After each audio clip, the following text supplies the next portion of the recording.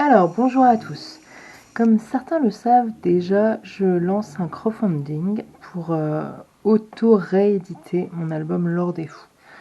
Alors, qu'est-ce que ça veut dire auto-rééditer? Ça veut pas dire grand-chose.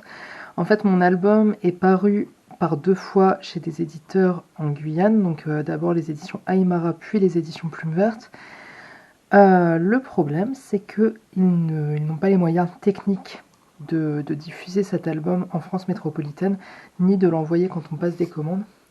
Donc ça a posé pas mal de problèmes depuis que l'album est sorti. Donc la première édition est sortie il y a 5 ans quand même, et la seconde à peu près un an après, donc il y a 4 ans, et ça fait 4 ans que régulièrement, notamment quand je suis en festival, on me demande « Ah ben tiens, j'aimerais bien acheter cet album, comment faire ?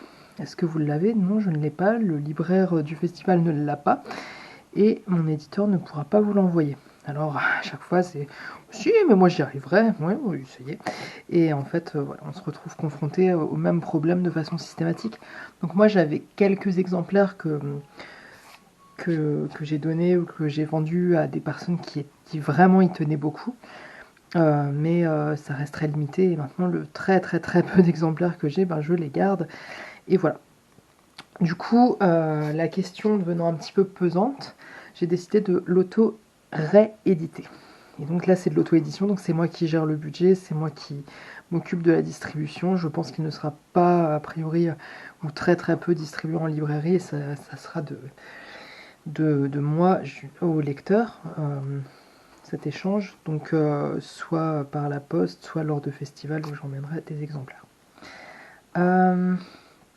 Ensuite, un crowdfunding, parce qu'il y en a quand même qui me demandent, qui ne savent pas ce que c'est. Donc, le principe d'un crowdfunding, c'est un financement participatif.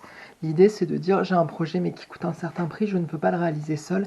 Est-ce que vous pouvez m'aider, s'il vous plaît, en me donnant des sous? Moi, j'étais pas très à l'aise avec cette démarche, mais quand j'ai compris qu'on pouvait donner des cadeaux contrepartie, ça a été un petit peu mieux.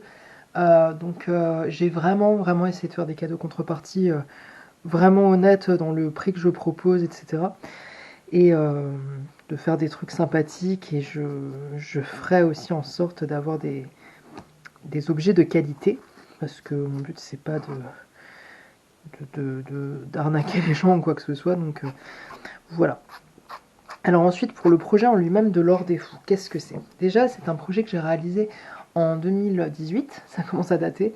Je l'avais fini en octobre 2018, et en fait je l'avais fait dans le contexte où la France, l'État français voulait mettre en place un projet qui s'appelle Montagne d'Or, qui est actuellement en stand-by, et c'est très bien. Montagne d'Or, c'était un projet, certains vous l'expliqueront beaucoup mieux que moi, je vous invite à aller vous renseigner. Il y a notamment le youtubeur Max Bird qui a fait une vidéo là-dessus, super bien expliquée. En gros, le projet Montagne d'Or, c'est une énorme mine d'or à ciel ouvert en Guyane, donc qui est un département français d'outre-mer, qui est situé sur le continent sud-américain, qui est au-dessus du Brésil. Donc je le précise, hein. Beaucoup de gens me demandent si c'est une île, ou me disent bon alors comment ça va sur l'île. La Guyane n'est pas une île, hein, c'est vraiment rattaché enfin, c'est sur le continent sud-américain. Donc qui est très riche en or. Et donc il y a beaucoup d'orpaillage sur place, dont de l'orpaillage illégal qui pose beaucoup de problèmes, beaucoup de questions, etc. Après, on ne va pas rentrer dans un vaste débat. Il y a eu des livres aussi là-dessus, etc. Ce serait un petit peu manichéen de dire les méchants orpailleurs, les gentils, je sais même pas quoi. On a aussi des gens qui sont dans des conditions terribles. Beaucoup d'orpailleurs sont des Brésiliens qui sont immigrés sur le territoire guyanais, mais de façon clandestine, et ils n'ont pas des vies très joyeuses, et enfin, c'est compliqué quoi tout ça. Et en fait, le problème de l'orpaillage, c'est que il faut utiliser du mercure pour agglutiner les paillettes d'or, et en fait tout ça, ça va être extrêmement polluant, et le mercure va être bien souvent rejeté dans la terre et dans les rivières. Ça va entraîner la pollution des rivières, voire un empoisonnement carrément des rivières, et donc ça tue à petit feu tout ce qui se trouve à proximité, donc c'est-à-dire les populations amérindiennes qui vivent sur place, les animaux, la forêt, etc., etc. En plus de faire d'énormes dégâts. Donc, moi, à une époque, pour ceux qui le savent et pour ceux qui ne le savent pas, je vivais en Guyane et c'est vrai quand on arrive en avion dans certains endroits, vous voyez des zones complètement déforestées. Ça fait vraiment un trou d'un coup dans le paysage de forêt qui s'étend à perte de vue. Et en fait, voilà, c'est des camps d'orpailleurs et bien souvent, ce sont des camps illégaux. Et bref, pour en revenir à Montagne d'Or, l'État français a voulu mettre en place ce système, sauf qu'en fait, ça a déjà été fait dans d'autres pays. On sait que déjà, ça profite pas aux locaux. Voilà, c'est du business, hein. Je vais pas vous apprendre quoi que ce soit, mais voilà. Et en fait, le problème, c'est qu'il y a d'énormes chances que les espèces de barrages qui retiennent les bassins, j'y connais rien, vous irez voir, mais qui retiennent toutes ces substances hyper polluantes peuvent craquer et en fait aller répandre ce mercure et tous ces produits terribles pour l'environnement dans les rivières. On sait les risques qu'il y a autour de ça. Et la population en Guyane était, je pense, pour beaucoup de gens, vraiment farouchement opposés au projet Montagne d'Or. Et tout ça pour dire que j'ai réalisé dans ce contexte-là L'Or des Fous. Donc c'est un album que j'ai fait complètement spontanément. J'étais assez désemparée en fait par tout ça et je savais pas comment apporter ma petite pierre à l'édifice, ne serait-ce que pour informer un petit peu le public métropolitain autour de ça, parce que la Guyane, c'est loin, une fois de plus. Beaucoup de gens pensent que c'est une île, on ne sait même pas exactement la situer sur une carte.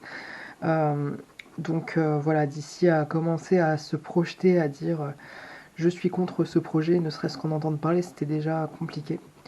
Donc j'avais réalisé cette bande dessinée dans ce cadre-là et je l'ai mis en ligne gratuitement sur Internet par l'intermédiaire de mes réseaux sociaux. Ensuite, l'atelier Aymara, qui fait entre autres les journaux Boucan et une saison en Guyane, m'a contacté pour me proposer d'en faire une édition à assez petit tirage. Donc c'est paru en Guyane en 2018, très peu de temps après que je l'ai réalisé d'ailleurs. Et ensuite, la maison d'édition Plume Verte, avec laquelle j'ai beaucoup travaillé, m'a proposé également d'en faire une édition un peu plus luxe pour ne pas que les deux versions de l'album se ressemblent trop. Donc une version où l'album était plus grand, il était cartonné, on avait rajouté un dossier à la fin avec des images, une explication de la genèse du projet, etc. Donc tout ça, vous pouvez le trouver sur Internet de façon complètement gratuite, numérique, etc. Et par contre, comme je disais en début de vidéo, cet album, les éditeurs n'arrivaient pas à le diffuser correctement en France, ni même à l'envoyer aux gens qui le demandaient au cas par cas. Et c'est pour ça que du coup, je me décide à en faire une auto-réédition. Donc je vais pas mentir, moi je pense que je vais faire ça à perte.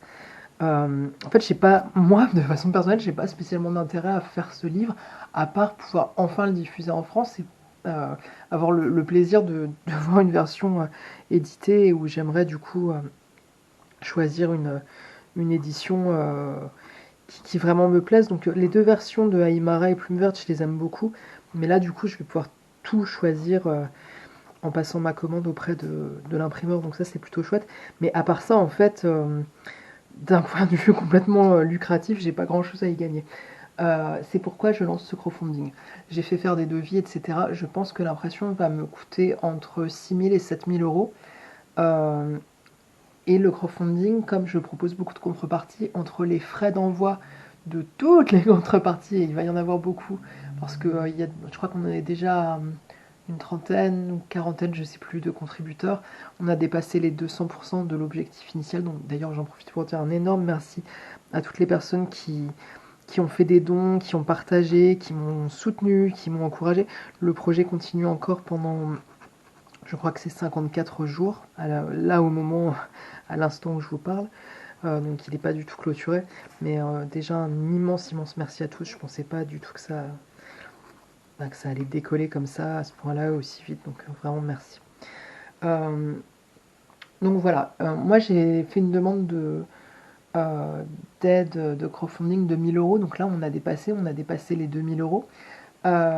Mais dans les faits, et c'est pour ça que je laisse la campagne ouverte, c'est qu'en fait, voilà, je vais en avoir pour entre 6 et 7 000 euros juste pour l'impression, et vont s'ajouter à ça tous les frais des contreparties, donc les envois, je vais faire réaliser des broches, je vais faire un ex-libris, je vais sans doute faire d'autres cartes en allant, etc. Donc voilà, tout ça c'est un budget, et je vais casser ma tirelire, et le crowdfunding va me permettre de ne pas complètement m'endetter par rapport à ça, et aussi ça fait une espèce de un substitut de pré-vente, parce que le risque aussi quand on fait de l'auto-édition, c'est de se retrouver avec plein d'albums sur les bras et de ne pas avoir de festival qui nous invite, ou alors des festivals qui nous disent je ne veux pas que vous ameniez vos produits auto-édités. Ça m'est déjà arrivé. Les libraires vont avoir du mal à vous inviter également, parce que une auto-édition, ça n'a pas le même retentissement que quelque chose qui est publié par un éditeur classique. Il y a tout un truc de pourcentage que les libraires prennent sur le prix de vente, etc., qui peut être compliqué à gérer quand on fait de l'auto-édition. Donc voilà, pour toutes ces raisons, le livre peut très vite vous rester sur les bras, donc vous l'avez, il est beau, vous êtes content, mais en fait vous n'arrivez pas à le vendre parce que c'est compliqué, par manque de publicité, parce que vous pouvez pas le placer dans les magasins, etc. etc. Voilà, du coup, pourquoi, entre autres, cette idée de crowdfunding, je ne sais pas le dire correctement. Voilà, donc sinon, l'album en lui-même de L'Or des Fous, parce que ce serait bien d'en parler, parce que là je parle du pourquoi, du comment, etc. Mais en fait, l'histoire en elle-même. Moi j'ai un petit peu de mal à pitcher les histoires en général, donc je vais faire mon possible. En gros, c'est un conte métaphorique sur l'empoisonnement des rivières. Donc on va suivre une petite fille qui a une histoire un peu particulière, on le sait dès les premières pages. C'est un petit peu un être magique, je ne vous dis pas pourquoi, qui va être élevé par des jaguars et qui donc vit sereinement avec son frère jaguar dans la forêt. Tout va bien. Jusqu'à ce qu'un beau jour, il tombe sur un... J'ai plus le mot, c'est la grande classe. Le récipient qu'on fait osciller pour ramasser les paillettes d'or. Et donc, l'album jusque-là est entièrement en noir et blanc. Et cet objet a une texture, une couleur jaune doré. Et les personnages le regardent, le remarquent et se mettent à jouer avec. Et vont soudainement tomber sur la statue d'un homme qui est en train de boire au goulot d'une bouteille en verre. Et cet homme est entièrement en or. Ça intrigue un petit peu. Les deux protagonistes vont donc laisser tomber le jouet qu'ils viennent de trouver, parce que la découverte un peu macabre de cette statue, vous l'aurez compris, ce n'est pas vraiment une statue, cette découverte les a un petit peu refroidis. Et en fait, alors qu'ils décident d'aller boire à la rivière, le jaguar va se transformer lui-même en statue dorée. Et à partir de là, on va suivre la petite fille dans une espèce de quête pour essayer de comprendre, de remonter la rivière et de comprendre ce qui s'est passé, qui est à l'origine de ça, pourquoi, et surtout qu'est-ce qu'elle peut faire pour arrêter ça. Voilà, donc j'espère que mon pitch est aussi clair que possible et peut un petit peu donner envie. Une fois de plus, si vous hésitez à faire un don, si vous hésitez à acheter l'album ou quoi que ce soit, je l'ai mis intégralement sur internet, il a toujours été disponible, c'était une des contraintes, je sais pas si je peux appeler ça une contrainte, une des choses en tout cas que j'ai demandé d'emblée à mes deux éditeurs, donc Aymara et Plume Verte. Je leur ai dit d'emblée, moi je veux que le projet reste accessible en ligne gratuitement. Ils ont accepté, donc c'est pas courant qu'on puisse trouver un album entièrement gratuitement sur internet. C'est qu'à l'époque ça avait fait bondir beaucoup de gens en me disant quoi, mais faut pas que tu fasses des trucs gratuits, c'est n'importe quoi, faut faire payer, même si c'est une version numérique. Moi dans ce contexte là je tenais à ce que l'album soit gratuit, et puis en plus j'ai fait tellement de projets et j'en fais encore tellement qui restent dans les placards, qui trouvent pas d'éditeur, etc., que je préfère tant pis travailler entre guillemets dans le vide et faire du bénévolat et que mes projets puissent être vus quelque part plutôt que avoir mes trucs gardés jalousement dans des placards. Voilà. Écoutez, je pense que j'ai fait le tour, donc je vais finir mon dessin tranquillement. J'en profite pour Ouais, ça marche bien. Je savais pas si ça rendrait bien à la caméra. Alors ça, c'est tout simplement un papier à gratter que j'ai acheté chez Action. Euh, c'est vachement bien, c'est vendu comme un truc pour les enfants, mais en fait, vous avez différents coloris. Là, forcément, j'ai pris le doré. Mais c'est très ludique en fait d'utilisation, c'est très agréable. Donc après par contre si vous ratez quoi que ce soit, vous pouvez pas gommer, hein. C'est vraiment on gratte la surface qui est complètement mate et ensuite du coup ça révèle la couleur en dessous qui est dorée. Mais du coup je me suis dit tiens ça s'y prête bien.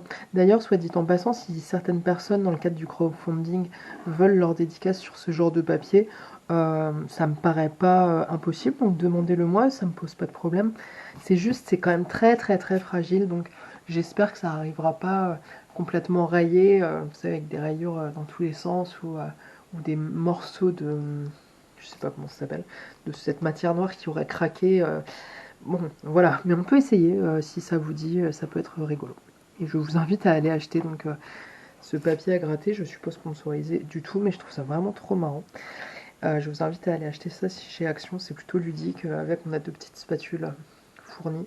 Et j'avais fait de la carte à gratter quand j'étais au lycée. Ça coûtait une fortune. Notre enseignante nous avait acheté des cartes à gratter en nous disant bien bon, alors par contre, vous faites super attention, vous vous entraînez d'abord sur un tout petit morceau et vous faites bien un dessin au préalable pour savoir où vous allez parce que j'ai aucune idée de combien ça coûtait à la carte. Il fallait un matériel vraiment spécifique pour pouvoir enlever la matière. Et du coup, quand j'ai découvert ça dans ce magasin, cette version euh, low cost, bah, c'était un peu merveilleux parce que je sais plus combien c'est, mais je crois que c'est du genre 3 € le carnet de, je sais pas, 100-200 pages. Donc voilà, rien à voir avec la petite carte à gratter format A5 qui coûtait 10 € en papeterie ou en magasin d'art. Voilà, voilà, voilà. Du coup, ben, toujours pareil, hein, si vous avez des questions, des demandes, alors là, bien sûr, les questions, j'imagine, enfin, dans l'idée, il faudrait qu'elles soient plus orientées sur le crowdfunding ou sur la bande dessinée L'Or des Fous. Ça serait mieux, mais en tout cas, n'hésitez pas si vous avez des questions, des remarques, des demandes, etc., etc.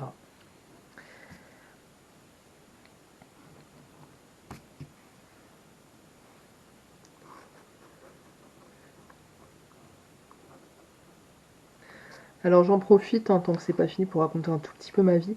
Donc pour ceux qui ne me connaissent pas, ou pour ceux qui me connaissent et qui se disent que je j'ai pas beaucoup d'actualité en termes de bande dessinée, donc sachez que j'ai participé à 3 collectifs, je crois, je sais plus à force les chiffres. Juste cette année, j'ai 2 ou 3 collectifs qui sont sortis aux éditions Petit à Petit.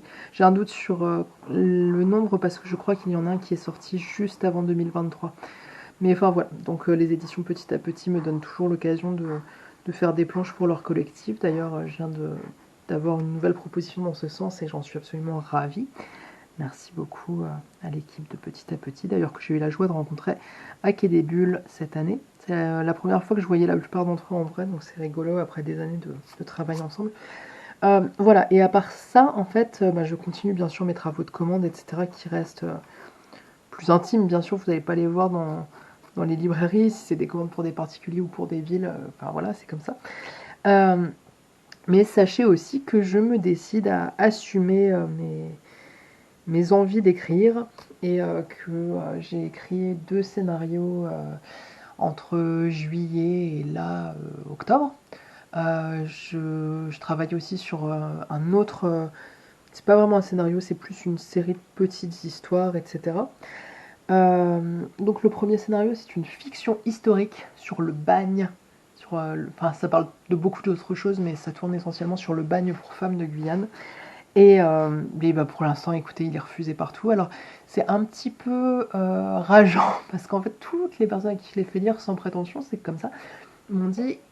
j'ai eu des retours du genre ouais j'ai adoré, ah c'est bien ficelé. Moi je dis mais oui mais qu'est-ce qu'il faut que je refasse? Non non c'est bien comme ça. Donc j'ai vraiment des retours très encourageants, très élogieux, etc. Mais les éditeurs n'en veulent pas, puis je reçois dans ces cas-là des lettres type à la bonjour, malgré les qualités de votre travail, merci mais non merci. Bon, si alors j'ai eu un entretien assez abouti avec l'équipe des éditions Grand Angle, où là on m'a vraiment donné des bonnes raisons, très expliquées sur pourquoi l'album ne pourrait pas paraître chez eux et pourquoi mon trait ne peut pas aller avec leur production. Donc là au moins c'était clair et il n'y a aucun souci, mais voilà, le reste j'attends. Et puis voilà, enfin tout ça pour dire que sachez que je continue de faire des dossiers, de présenter, de travailler avec des éditeurs, et c'est juste que, je sais pas, ça prend pas. C'est pas grave, c'est la vie, faut pas commencer à pleurer dans les chaumières par rapport à ce que je dis, ou à vous révolter, ou quoi que ce soit, ou à penser que voilà, ma vie est compliquée pour autant. C'est pas le cas, c'est juste pour vous expliquer pourquoi vous ne voyez pas particulièrement d'actualité, et surtout pour préciser que je ne suis pas en train de ne rien faire à longueur de journée, parce que j'ai l'impression que parfois c'est ce que les gens ont au fait de penser, et ça peut, quand vous savez que vous êtes chez vous à vous échiner pour créer non-stop et que vous publiez plein de trucs sur internet, enfin autant que vous pouvez, et que les gens ne les voient pas et que ils ont juste ce réflexe de dire je l'ai pas vu en librairie, donc ça peut être vraiment vite très très troublant, très blessant, etc. en fait, parce que enfin voilà, quand vous savez que vous dans votre corps vous n'arrêtez pas et que les gens pensent que vous tournez les pouces toute la journée, c'est dur. C'est encore, enfin ça rajoute, c'est un peu la double peine en fait. Voilà. Et c'est comme pour tout, il y a des modes, il y a des moments, il y a des trucs. Voilà, la dure loi du marché, parce que c'est vraiment ça, on est quand même sur un marché, sur quelque chose où on doit vendre, on doit faire des choses qui vont être vendues, et le côté artistique, parfois, il passe un petit peu au second plan, ce que je peux comprendre, parce qu'après, voilà, c'est comme ça, c'est... Les éditeurs s'engagent sur des albums, ça leur coûte cher, c'est pas facile, c'est facile pour personne. Mais voilà, c'est juste un constat, c'est que on est plus sur des métiers de l'artisanat que de l'art, selon moi. Et c'est comme ça. Voilà, je vais m'arrêter là. À peu près. Pour ceux qui veulent essayer la carte à gratter, je peux vous suggérer en même temps quelque chose. Là, j'ai gardé la petite spatule fournie avec le carnet. Mais à une époque, je voulais essayer plein de choses sur ces cartes. Et j'avais utilisé une aiguille. Alors, au bout d'un moment, ça fait un petit peu mal aux doigts quand vous faites ça longtemps. Mais donc, j'avais utilisé une aiguille à coudre. Et je faisais des dessins très très fins et ça faisait des petits effets sympas. Alors, ça donne presque un côté un peu gravure en fait, mais ça peut être sympathique. Il faut juste faire bien attention de ne pas se blesser et de pas trop s'abîmer la pulpe des doigts à la longue. Ben voilà, je sais pas, c'est pas mal, non? Je sais pas, je trouve ça rigolo. Après, je suis un peu une pie, dès que je vois des trucs dorés, j'en peux plus. Donc... Il y a un truc qui me chafouine sur son ventre. J'ai un peu raté sa morphologie d'emblée, et du coup, après, pour rattraper ça... Souvent, j'ai mes élèves qui me disent « Vous vous trompez jamais !» Voilà, donc, je vais le remettre. Hop. Ça fait mal aux yeux. Hein. Bon, voilà, je m'arrête là. Alors, pour finir, encore un immense merci à tous ceux qui ont partagé le crowdfunding, à tous ceux qui ont fait des dons. Vraiment, merci infiniment. C'est vraiment super de votre part. Si vous voulez y participer pour faire un don ou parce que les cadeaux contributions, j'ai plus le mot. Non, contribution, c'est pour vous. Je suis fatiguée, pardon. Bref, les petits cadeaux que je propose en échange des dons, s'ils vous intéressent, n'hésitez pas à me contacter, à faire un don, etc. pour pouvoir les avoir. J'ai fait plein de sortes de broches, je crois qu'il y en a 28 en tout. Donc voilà, je pense qu'il y a de quoi trouver des trucs sympathiques si ça peut vous intéresser. N'hésitez pas à partager sur vos réseaux sociaux. Je continue d'avoir un petit peu de mal à faire le réseautage. Enfin, c'est vraiment un travail au quotidien qui prend une énergie assez folle. Et en plus, ça peut être un peu gênant d'aller démarcher les gens. Oui, bonjour, excusez-moi, vous voulez bien partager mon truc? C'est toujours un petit peu embarrassant. Donc voilà, n'hésitez pas à partager sur vos réseaux sociaux, partager à vos proches. Voilà, ça m'aidera beaucoup si vous le faites. Et puis si vous n'avez pas envie de le faire, mais c'est pas grave, vous avez complètement le droit. Voilà, voilà. Donc pour rappel, le crowdfunding est ouvert à peu près jusque mi-janvier. N'hésitez pas à y participer, partager, je l'ai déjà dit. Si vous avez des questions, des remarques, quoi que ce soit, n'hésitez pas non plus. Et sur ce, je vous souhaite une très bonne soirée et je vous dis à bientôt. Au revoir!